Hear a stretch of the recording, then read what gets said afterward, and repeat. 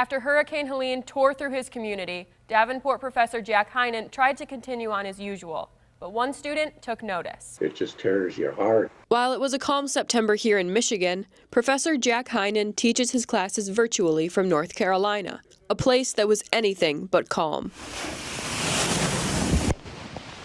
The first descriptor that comes to mind is shock. Then seeing it in person was the whole another level of shock and, some degree of disbelief. It's like constant images of destruction, at a scale that we just could not imagine. Damages from Helene left Heinen without running water, Wi-Fi, or electricity, but he still had a class to teach. And then, a few days after returning home, cell phone, internet, and electricity a device was set up in the parking lot of a local Baptist church, just 2 miles from home.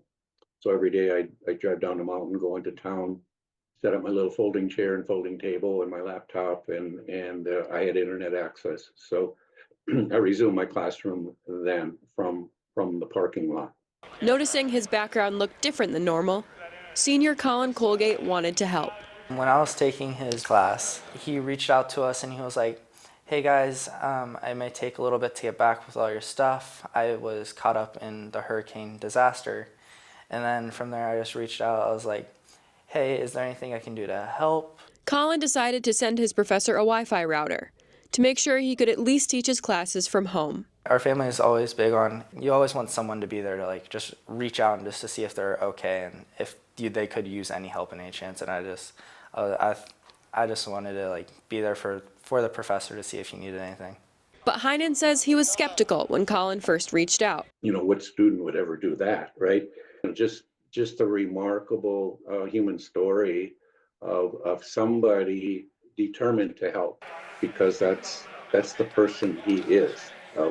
I really didn't expect it would happen. But Colin did follow through, starting a fundraiser within the Davenport community to make sure Heinen got everything he needed. I originally reached out to my team to say, "Hey guys, does anyone want to chip a few bucks in to help me get my professor a Starlink? Could we do that?" And then I was just my social circle that I reached out to. I was like, "Hey, is there anyone who wants to help me as well?"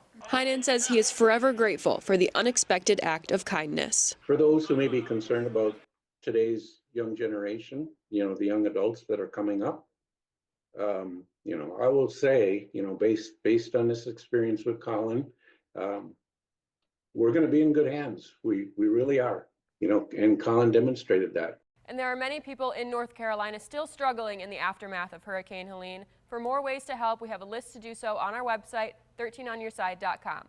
I'm Maddie Monroe, 13 on your side. The biggest football game of the year is this weekend, and even though the Lions won't be making an appearance, a Lakeshore local will be on the sideline for the 5th time. David Glover Jr. grew up in Muskegon, and after an injury ended his basketball dreams, he pivoted to athletic training, eventually working his way up to the Kansas City Chiefs. To head to New Orleans. 8 seasons, 4 Super Bowls, and 3 rings. It's an incredible blessing. Making for an already historic career for Kansas City Chiefs trainer David Glover. I've been with the Chiefs for a long time now. The success that we have had over the past 7 seasons has been nothing short of just extraordinary and special. And on Sunday, he hopes to add another win to that list. We had a lot of close calls and a lot of games that people thought we should lose and thought we were gonna lose. And it's more than just a typical regular season game. You can feel the intensity in the stadium as soon as you walk in, that the stakes are higher. Glover has been working for the team since 2006. Now getting ready for his 5th Super Bowl. It's an experience he says never gets old. The history that is on the line for us in this Super Bowl, being the first team ever to have an opportunity to win 3 straight Super Bowl titles. That's probably the biggest difference between this Super Bowl and anyone in the past, because there's so much history at stake right now. If we are able to finish this out and take care of business next Sunday, my name will always be a part of a team that did something that nobody else has ever done. and that is extremely special. And if All-Stars Patrick Mahomes or Travis Kelce get banged up, Glover springs into action. We are kind of like the, I guess, first responders if something happens to any of our guys on the field. If one of our players go down, we are the first two out there on the field and communicating if he's still in the game or if we've taken him inside for further evaluation. With that responsibility, Glover says sometimes they have to make the tough call, even with the magnitude of the Super Bowl. That's the biggest thing. Sometimes you have to save the player from the player. As you said, it's the Super Bowl. It's the last game of the season. Players are always going to err on the side of error. And I want to play. This is the last game. So the pressure is high. But win or lose, Glover is making his family in Muskegon proud, even though they're Lions fans. My dad, he's still a Lions fan to this day. And I probably watched more Lions games than I did any game. My family is my biggest supporters. They're extremely happy for me. They want me to continue winning Super Bowls every year if I could. And my family has always been the foundation of what has helped to propel me to be in the position that I'm in. I did ask Glover if he's met Taylor Swift. Unfortunately, he has not yet, but he's hopeful this game will give him the chance to. Maddie Monroe, 13 on your side. It's been on the road probably about 3 years now. Fruitport resident Gilbert Newton I'm a car guy. has been restoring Ford cars his entire life. When I was a little kid, we would cut cars up and rebuild them, put them back together. I've been going non-stop since I was a teenager. And when he started restoring a 1954 Ford Courier, he wanted to make it extra special for his favorite team. I bought it as a parts car, and I wound up restoring them because they're very rare. They only made 4,400 of these, so I completely restored it from head to toe. It's all stock. I wanted a blue, and I didn't realize the blue I picked out was Honolulu blue. After 2 years of restoration and painting the car, Being with somebody talking, we need to put something on this car. Newton and his son decided to put on Lions graphics to match. Well, the graphics only took about a half hour. I mean, these guys do it all the time, but they design it and then they cut it out. But the car took me, probably a good couple years to get it. Newton said it's been fun to get reactions from other Lions fans in West Michigan, but he hopes the car could hit the streets in Detroit and be featured at a game. Oh, they say that's cool. That should be sitting in front of Ford Field right now. The reaction has been kind of unreal. Maddie Monroe, 13 on your side.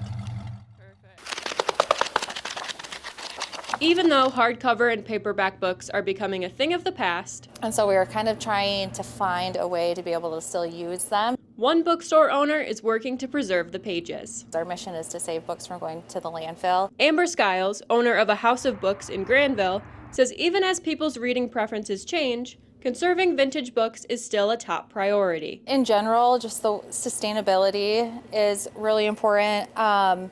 It just hurts my heart when you see like books and things, just so many things are just thrown away and discarded, and there's so much more that they can be used for. In addition to restoring and selling old books, the store teaches people how to make art out of copies that can't be sold. The pages, the covers are made into journals, even down to like when, like you'll notice here, when a cover is removed from the book, the binding scraps. We sell those in bags to mixed media artists. And so then that kind of evolved into not just books. We take that, instead of it going to the landfill, and we use it in art. The bookstore has been hosting different art lessons for years, but wanted a class with something for everyone. A lot of the times when you have friends that may be creative and they maybe just, you want to create together, but maybe they're interested in something else. It's hard to find like a class that you're both interested in. And so we really liked the idea of people being able to come in as a group and pick an item on the menu, all different types of options, price points, that type of thing. In Granville, I'm Maddie Monroe, 13 on your side. The start of school is an exciting time for a lot of students, and homecoming dances are a big highlight. But some high schoolers struggle to afford that perfect dress. Now, one Grand Rapids mom is trying to change that. And I know how important it is for students to have fun at their dances and to be able to attend. And we had a couple fancier dresses come in, and it sparked an idea to create a Let's Dance section. Michelle Hatfield is the Director of Social Concerns at St. Alphonsus Church in Grand Rapids. She's seen how hard it is for her own kids' friends to afford high school dances and wanted to give them a chance to experience those special moments. So that's how I got the idea, is just having a couple donations that came in. It sparked it, and then I had friends that were able to donate, and I even went through my own closets to see what we could contribute. The church has had a food and clothing pantry for the last 40 years, providing much-needed items for the Northeast Grand Rapids community. But this year's new addition to pantry shelves will include dresses, heels, and other accessories for students in need. The goal is really to help students have a great dance experience and feel like they are able to attend, because we can hopefully provide some of those things that would be a barrier financially. The pantry is open Monday through Thursday from 9 to 1. Hatfield is hopeful they can get enough donations to provide items for dances all year round. Just really excited about it and being able to offer this. And I see that there's a need, and I'm hoping that if we get enough donations coming in, it's something we could do on a larger scale, just get them feeling all ready for their special day. Anyone interested in donating items can drop them off during pantry hours or reach out to the church to schedule a time. Maddie Monroe, 13 on your side.